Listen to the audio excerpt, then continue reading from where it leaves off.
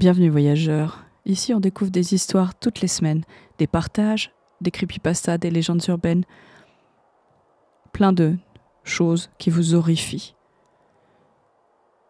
Écoutez, mettez-vous dans l'ambiance avec une bonne boisson chaude et éteignez les lumières et on va découvrir la prochaine. Dans le bus. Les rues, les routes et les chemins poussiéreux de Colombie sont un terrain fertile pour les mythes et légendes depuis bien avant l'arrivée des Espagnols.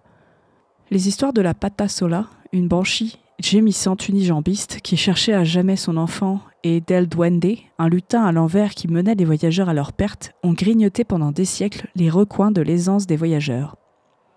Bien que ces histoires aient surtout troublé ceux qui vivaient ou traversaient des zones rurales, la croissance des villes a entraîné l'apparition d'une nouvelle race de légendes urbaines enracinées dans la méfiance primitive que nous entretenons toujours, quelque part au fond de nous-mêmes, à l'égard de la technologie moderne. Le bus fantôme qui sillonne les rues de la ville la nuit en est un exemple. Les jeunes femmes qui montent seules à bord sont retrouvées quelques jours plus tard, mutilées dans des champs envahis par la végétation, un regard figé de terreur abjecte illustrant le moment de leur dernier souffle tourmenté. Cela dit, étant donné que vous n'êtes certainement pas une jeune femme, du moins pas la dernière fois que vous avez vérifié, et qu'il est 17h30 un mardi après-midi, les bus fantômes et les gremlins handicapés sont la dernière chose à laquelle vous pensez. Vous utilisez le système de transport public de Bogota depuis plus de 20 ans, et votre plus grande préoccupation est que la circulation est devenue pratiquement ingérable depuis l'entrée en fonction du dernier maire. Cependant, votre domicile se trouve à environ 80 pâtés de maison, et vous n'avez pas d'autre choix que d'attendre que le bon bus passe. Marcher prendrait certainement plus de temps que de supporter un embouteillage. Lorsque le bus affichant l'itinéraire que vous espérez se présente, son tarif annoncé est inférieur de 200 pesos, au tarif normal en vigueur aujourd'hui. Cela indique généralement que le véhicule en question est plus vieux et un peu plus inconfortable que la plupart des autres, mais aucun usager du bus dans l'histoire de la ville ne s'est jamais soucié de cela. Les personnes qui se considèrent plus riches et au-dessus de ce mode de transport payent 7 fois plus cher pour se déplacer en taxi et s'exposent statistiquement à un risque plus élevé d'être agressés ou volés. Qu'ils en profitent, n'est-ce pas ? N'hésitant pas à demander d'autres réductions, vous demandez au chauffeur âgé s'il peut vous laisser monter pour 1000. Les yeux de l'homme ridé et à l'air miteux ne quittent pas la route tandis qu'il prend silencieusement votre billet et le glisse dans le porte-monnaie accroché au levier de vitesse osseux. Satisfait, vous portez votre attention sur la cabine. Ce qui rendrait ce trajet idéal serait un siège vide. Curieusement, compte tenu de l'heure, il n'y a pas assez de passagers à bord pour que quelqu'un reste debout. Quelques places libres sont en vue et vous en choisissez une à gauche, vers le milieu. Le siège côté couloir et le siège côté fenêtre sont libres et vous soupirez de contentement en vous étalant sur l'un et en posant votre genou sur l'autre. Ce voyage devrait être terminé en un rien de temps. La radio du conducteur est éteinte et la batterie de votre téléphone est épuisée depuis 1 heure. Vous passez donc le temps en regardant par la fenêtre les vendeurs proposer des produits et les automobilistes hocher la tête au son de la musique qu'ils écoutent. Votre position commence à vous faire mal au dos, alors vous vous redressez et en profitez pour examiner vos compagnons de voyage. Aucun d'entre eux ne semble voyager ensemble, étant donné que tout le monde est tranquillement tourné vers l'avant du bus. Ils sont également tous d'un âge peu commun, non pas dans le sens où ils ont tous plus de 100 ans, mais dans le sens où personne ne semble avoir moins de 75 ans. Vous trouvez cela un peu étrange et pendant un bref instant, l'idée que vous n'êtes pas à votre place vous traverse l'esprit. C'est une idée stupide, mais combinée à l'odeur particulièrement forte, bien que pas nécessairement atypique, de mou et de métal du bus, elle vous fait attendre avec impatience la fin du voyage. Cependant, alors qu'il reste encore 30 ou 40 pâtés de maison à parcourir, vous regardez à nouveau par la fenêtre. Vous vous évadez et vous laissez votre esprit aller à sa guise pendant un moment. La vue de la boulangerie des Pachos vous tire de votre rêverie 20 minutes plus tard. Vous vous levez et passez devant vos compagnons silencieux pour vous diriger vers la sortie arrière, où vous cherchez le petit bouton argenté qui indique au chauffeur que vous avez atteint votre arrêt. Alors que vous l'apercevez au-dessus de la porte, vous vous rendez compte que personne n'est monté ou descendu du véhicule depuis que vous êtes monté, ce qui est particulièrement bizarre à l'heure de pointe. Prenant cela pour une étrange coïncidence, vous appuyez sur le bouton et vous vous agrippez à la porte. Vous êtes assis sur votre siège, tourné vers l'avant du bus. Qu'est-ce qui vient de se passer ? Vous regardez autour de vous et constatez que tout le monde est encore là où il était il y a un instant. Vous essayez en vain d'établir un contact visuel avec eux car ils semblent tous perdus dans les méandres de leur esprit. L'idée de dire quelque chose vous traverse l'esprit, mais vous décidez de ne pas le faire. Que diriez-vous de toute façon ? Vous étiez probablement tellement dans les vapes que vous avez simplement imaginé vous lever pour aller sonner chez le chauffeur. C'est probablement ça. Vos rêveries sont parfois si vivantes qu'il est surprenant d'en sortir. En outre, vous avez déjà dépassé votre arrêt de 2 pâtés de maison. Appelez ça un truc bizarre qui s'est passé sur le chemin du retour ou n'importe quoi d'autre, mais pour l'instant, vous devriez juste descendre du bus. Ce n'est pas la peine de revenir à pied trop loin. Vous descendez, à nouveau, de votre siège et vous vous dirigez vers la sortie arrière, quelque peu troublé par le désintérêt stoïque des autres passagers pour tout ce qui les entoure. Le bouton est là, à l'endroit où vous vous en souvenez. Sauf que vous ne vous en souvenez pas, bien sûr, puisque vous n'êtes jamais venu ici. Vous l'avez probablement vu quand vous êtes monté. Après être agrippé à la rambarde, ces salauds décident parfois de s'arrêter net quand vous sonnez. Vous regardez vers le conducteur, mettez votre pouce sur le bouton. Vous êtes assis sur votre siège tourné vers l'avant du bus.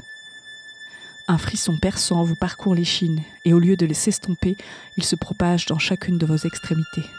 Il ne s'agit pas d'un changement de température corporelle ou ambiante, mais du frisson que l'on ressent lorsque l'on est soudainement envahi par le niveau de peur qui précède de peu la terreur.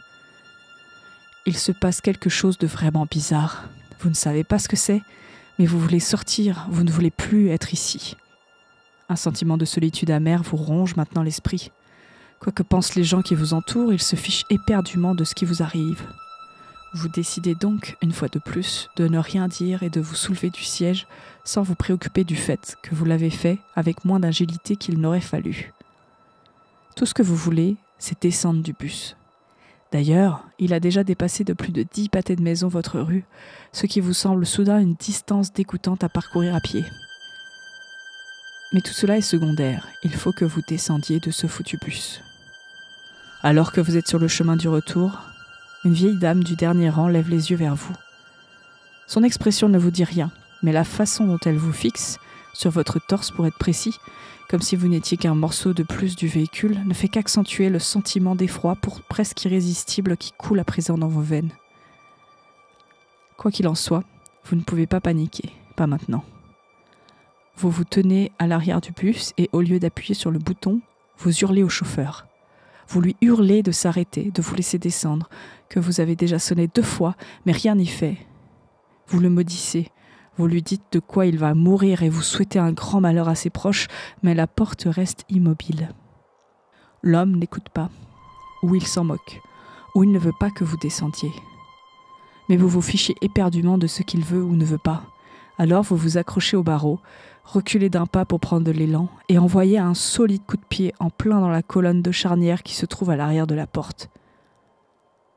Vous êtes assis sur votre siège tourné vers l'avant du bus. Il faut un moment pour s'en rendre compte. Peut-être plus qu'un moment, peut-être une minute entière. Vous vous rendez compte que le bus ne veut pas que vous partiez, mais aussi que votre genou droit vous fait souffrir d'une manière anormale et aiguë. C'est la même jambe que vous avez utilisée contre la porte, et maintenant vous avez l'impression qu'elle est presque cassée. Mais ce n'est plus qu'un lointain souci lorsque vous essayez de la masser, car c'est à ce moment-là que vous remarquez vos mains. Ce ne sont pas les mains d'un jeune homme de 25 ans. Elles sont ridées, parcourues de veines bien marquées et même légèrement tachées de taches brunes. Alors que vous étudiez vos mains et vos bras, une terreur froide enveloppe chaque recoin de votre psyché. Vous touchez votre visage et sentez les rides et les moustaches qui n'existaient pas auparavant sur vos pommettes. Votre tête est parsemée de quelques mèches de cheveux anémiques. Lorsque le bout de votre doigt effleure votre cuir chevelu rugueux, une étincelle d'électricité le traverse et descend dans les recoins les plus intimes de votre être. Vos yeux s'assèchent, ouverts en grand et incrédules, et vous sentez une masse d'horreur de 7 tonnes se coaguler dans votre gorge, autrement paralysée. Vous devez quitter ce bus diabolique. Vous devez le quitter immédiatement avant qu'il ne finisse ce qu'il a commencé. Vous descendez prudemment de votre siège, inutile de vous blesser davantage, et vous vous dirigez vers l'avant, vers le chauffeur. Peut-être pourrez-vous le raisonner, ou peut-être pourrez-vous le frapper à mort avec une lampe de poche ou autre, car il y a toujours des babioles et des gadgets à l'avant de la voiture. Vous êtes assis sur votre siège, tourné vers l'avant du bus. Il vous faut 5 ou 10 bonnes minutes pour vous rendre compte de ce qui vous arrive, pour comprendre que votre vie est en train de s'évanouir devant vos yeux. Vos mains ressemblent désormais à celles de votre grand-mère. Votre dos vous fait mal à la base jusqu'à la nuque, et vos yeux ont du mal à se concentrer sur les immenses panneaux affichés au-dessus des fenêtres. Même votre esprit n'est pas aussi vif qu'il devrait l'être. Il vous faut un certain temps pour déterminer que vous devriez faire une autre tentative de sortie. Peut-être que la violence n'est pas la solution. Peut-être que vous pouvez l'ouvrir doucement. Peut-être que si vous traitez le bus comme un être vivant et doux plutôt qu'une machine démoniaque, il vous laissera sortir. Peut-être. La vieille femme vous regarde à nouveau. Vous remarquez sa veste bleue, qui est beaucoup trop grande pour elle. S'il s'agissait d'un chemisier de la même taille, il pendrait mollement sur sa carrure décharnée. Une petite larme hésitante se forme sur son visage frêle, puis suit d'un chemin sinueux le long de ses traits anciens pour se poser sur son poignet avec une sinistre finalité. Autour de ce poignet, il y a une montre Toto rouge, le genre de montre qui fait fureur en ce moment chez les jeunes filles qui terminent le lycée. Vous examinez la porte. 2 vitres reliées par une ligne verticale de charnière recouvertes sur la droite d'un tampon en caoutchouc pour éviter les dommages dus au contact. La porte est légèrement courbée vers l'intérieur et lorsque vous le remarquez, une lueur d'espoir vous traverse l'esprit. Si seulement vous pouviez vous insérer. Vous êtes assis sur votre siège tourné vers l'avant du bus. Qu'est-ce qui se passe, putain? Qu'est-ce qui se passe? Mes mains sont vieilles, mes mains sont les mains d'un vieil homme, pas de mon grand-père, d'un vieil homme derrière. Toi, tu commences quand tu te tournes vers lui et que toi, tu lui cries dessus et toi, tu lui attrapes le visage et que tu lui cries de te laisser partir et il dit quelque chose que tu ne comprends pas.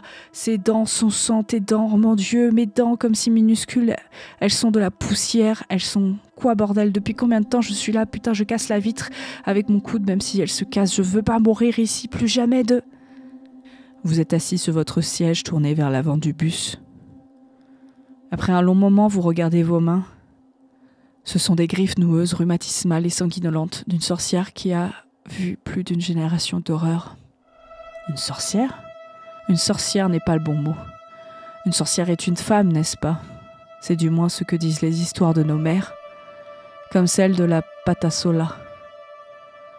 Votre genou vous fait mal encore, mais pas autant que le coude. Le coude, c'est comme s'il était brisé. Ah oui, ce bus. Il faut en descendre. Vous savez que vous devez descendre maintenant. Mais vous ne vous souvenez pas pourquoi vous devez le faire. Il est impératif que vous le fassiez cependant. C'est urgent. C'était urgent. Vous êtes si fatigué. Vous essayez de vous soulever du siège, mais votre genou plie sous votre poids. C'est par hasard que vous retombez sur le banc. Il faut descendre du bus. Vous vous souvenez de ce bus. Il vous emmenait au travail. Vous vous stabilisez sur le banc. Vous allez essayer de descendre du bus. Mais dans un instant, vous devez vous reposer. Le bus peut attendre. Vous êtes assis sur votre siège tourné vers l'avant du bus. Vous êtes assis sur votre siège tourné vers l'avant du bus. Comment traumatiser des transports en commun? Ça c'est fait. Ah, les histoires dans les bus, dans les trains, etc., c'est déjà bien flippant de base, mais alors là, j'ai bien aimé le petit clin d'œil au début avec l'histoire de la Patasola et l'histoire d'El Duende, etc. Le fait qu'il y ait autant de personnes âgées dans le bus. À quel moment vous vous êtes dit que ça puait, vous? Dites-le moi en commentaire. Likez la vidéo et abonnez-vous pour bien recevoir les prochaines alertes pour la prochaine. Merci et à bientôt.